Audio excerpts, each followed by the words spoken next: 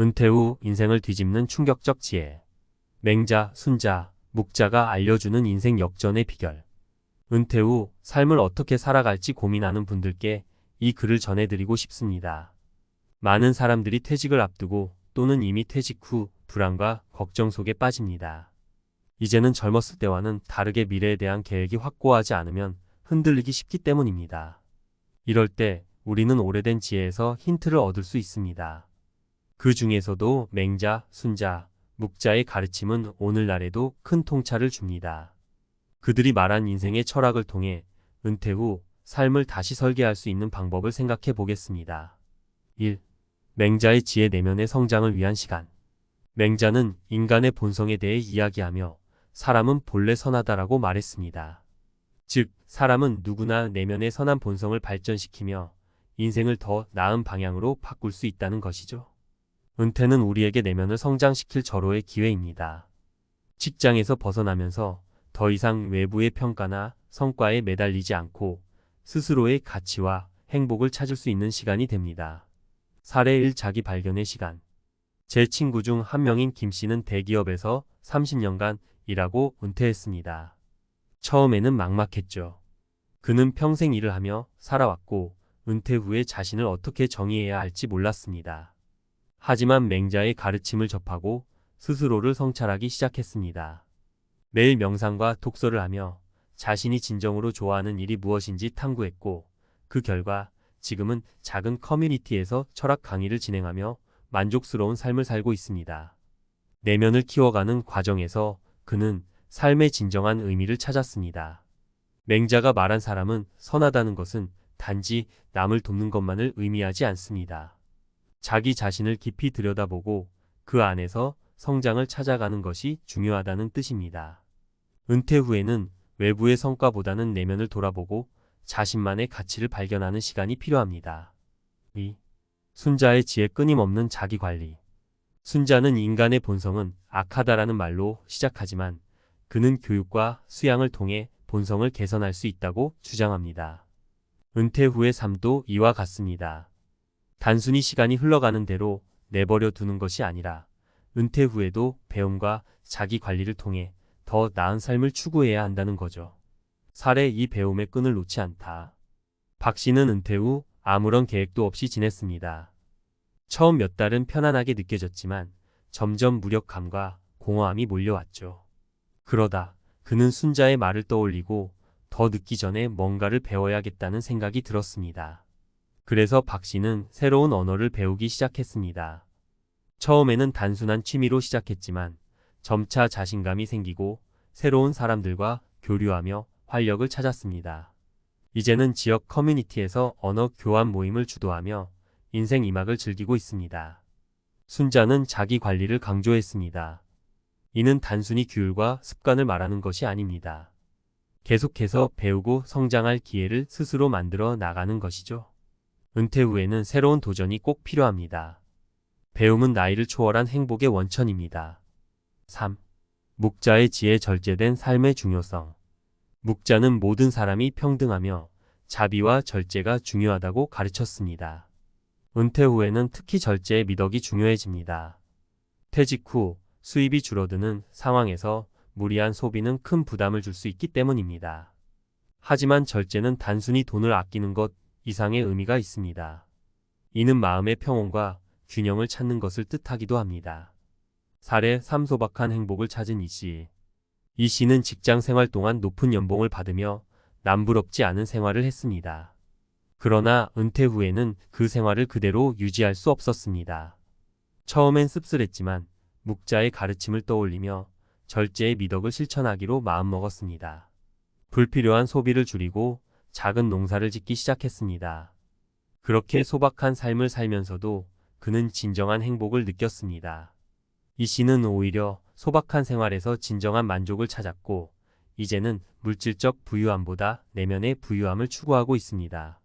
묵자는 우리가 물질에 매달리기보다 소박한 삶 속에서 평화를 찾을 때 진정으로 자유로워질 수 있다고 말했습니다. 은퇴 후에는 자비와 절제의 삶을 통해 마음의 평화를 찾고 스스로에게 만족하는 법을 배워야 합니다. 결론. 맹자의 내면 성장, 순자의 자기관리, 묵자의 절제된 삶. 이 세 명의 사상가가 말하는 가르침은 지금 시대를 살아가는 우리에게도 큰 울림을 줍니다. 은퇴 후 삶은 끝이 아니라 새로운 시작입니다. 오히려 자신의 삶을 재설계하고 더 나은 방향으로 이끌어 갈 수 있는 기회입니다. 우리는 은퇴를 두려워할 필요가 없습니다. 맹자처럼 내면을 성장시키고 순자처럼 끊임없이 배우고 묵자처럼 절제된 삶을 살아간다면 은퇴 후에도 충분히 활기차고 만족스러운 삶을 살아갈 수 있을 것입니다. 은퇴 후 인생을 새롭게 그리다. 맹자, 순자, 묵자의 지혜로 여는 두 번째 인생. 은퇴 후의 삶을 바라볼 때 많은 사람들이 마주하는 공통적인 두려움은 무엇을 해야 할지 모른다는 막연한 불안감입니다. 은퇴란 직장을 떠나 더 이상 생계에 대한 압박을 받지 않는 시기일 수도 있지만 그만큼 삶의 목적을 새롭게 찾아야 하는 시기이기도 합니다. 이런 불안한 마음이 든다면 오래된 철학의 지혜에서 길을 찾을 수 있습니다. 우리가 앞서 이야기한 맹자, 순자, 묵자의 가르침은 단순히 과거의 사상이 아니라 오늘날 우리의 삶에도 큰 통찰을 제공합니다. 이번 칼럼에서는 이들의 가르침을 조금 더 깊이 있게 들여다보고 구체적으로 어떻게 은퇴 후의 삶에 적용할 수 있을지 전문가적인 시각에서 제안해 보겠습니다. 1. 맹자의 내면 성장 더 나은 내가 되는 시간. 맹자는 인간의 본성이 선하다고 믿었습니다. 그는 사람은 누구나 본성적으로 선하며 그 선한 본성을 통해 끊임없이 성장할 수 있다고 주장했습니다. 이 가르침은 은퇴 후의 삶을 새롭게 설계할 때 매우 중요한 힌트를 제공합니다. 많은 은퇴자들이 경험하는 어려움 중 하나는 직장에서 어떤 성취감과 사회적 역할이 사라지면서 내가 지금 어떤 사람인지를 혼란스러워한다는 점입니다. 이럴 때 맹자의 내면 성장 철학을 통해 스스로를 다시 정의할 수 있습니다. 예시 내면의 가치를 발견한 김씨. 김씨는 30년간 한 회사에서 일하다가 은퇴를 했습니다. 그는 은퇴 후 자신이 더 이상 유능한 직원으로 불리지 않는 현실에 혼란을 겪었습니다. 그런 김씨가 맹자의 가르침을 접하고 나서 내면을 돌아보는 시간을 가지기 시작했습니다. 매일 명상과 독서를 하며 자신의 본성에 집중하고 진정으로 하고 싶은 일이 무엇인지 고민했습니다. 결국 그는 자신이 단순히 일하는 기계가 아니라 생각하는 인간으로서의 가치에 눈을 뜨게 되었습니다. 그 결과 김 씨는 지역사회에서 철학 강의를 열고 사람들과 지혜를 나누며 새로운 삶의 목적을 찾았습니다. 맹자의 가르침에서 중요한 점은 우리는 끊임없이 내면을 키우고 세상에 어떻게 기여할 수 있을지 생각해야 한다는 것입니다. 은퇴는 그러한 성찰을 위한 기회입니다.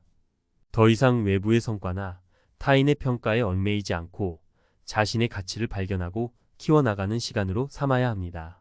2. 순자의 자기관리 끊임없는 배움이 필요한 이유. 순자는 인간 본성이 약하다고 보았지만 교육과 수양을 통해 개선할 수 있다고 강조했습니다.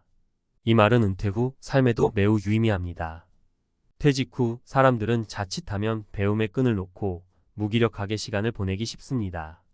하지만 은퇴 후에도 우리는 배워야 하고 자신을 관리해야 합니다. 끊임없는 자기 발전이 없으면 삶의 목표를 잃고 방향을 잃게 됩니다.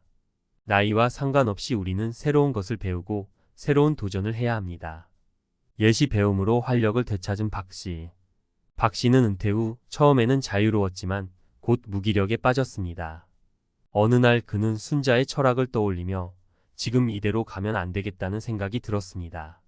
그는 늦었지만 배움을 시작하기로 결심했습니다. 새로운 언어를 배우고 여행에 대한 관심을 키우며 삶의 활기를 되찾았죠.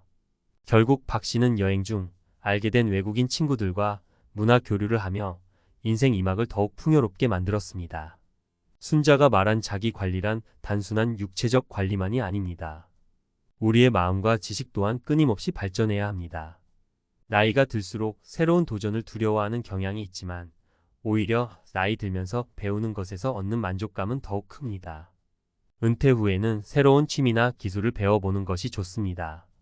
이 과정에서 우리는 다시 한번 삶의 의미를 찾고 활력을 얻게 됩니다.